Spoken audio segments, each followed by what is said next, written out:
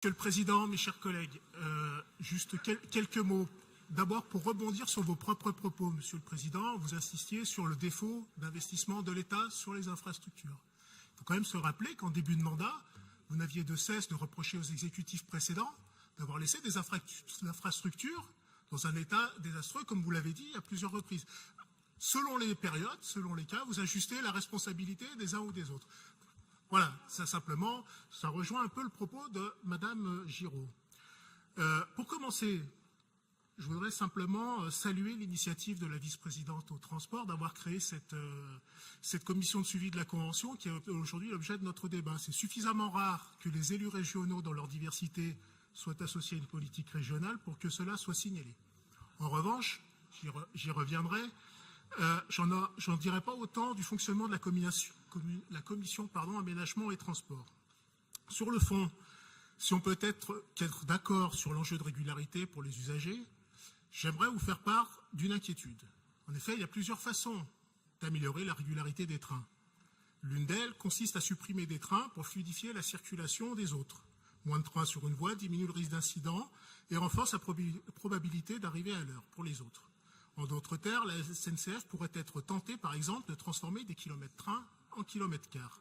Pourquoi cette inquiétude? D'une part, parce que lorsque ce sujet est soulevé en commission, aucune réponse n'est apportée par le président de cette commission, sous prétexte que cela prendrait trop de temps. Vous conviendrez ainsi aisément que cela nous amène forcément à nous poser des questions, à élaborer des hypothèses, parce que comme disait quelqu'un, quand il y a un flou, c'est qu'il y a un loup. D'autre part, parce que dans la convention qui nous est proposée, il me semble que rien n'indique au minimum une stabilité de l'offre train, sans parler d'une augmentation de celle-ci, et la SNCF pour remplir ses objectifs de régularité, pourrait être alors tentée de jouer de ce levier, puisqu'a priori, rien ne l'empêche. Mais cela m'a peut-être échappé. Il faut simplement dire que pour une convention élaborée en 2 ans de 500 pages, nous avons eu à peine quelques jours pour en faire l'exégèse. Enfin, des exemples qui nous remontent des voyageurs nous montrent qu'il y a déjà des suppressions de trains envisagées sur de certaines lignes. Je ne vais pas rentrer dans le détail parce que je pense que le temps me manquera. Enfin, j'en terminerai par là, il nous semble que cette convention est une occasion manquée. Il s'agit de la première suite à la fusion d'Auvergne-et-Rhône-Alpes dans notre grande région. Tout territoire est structuré par ses moyens de mobilité.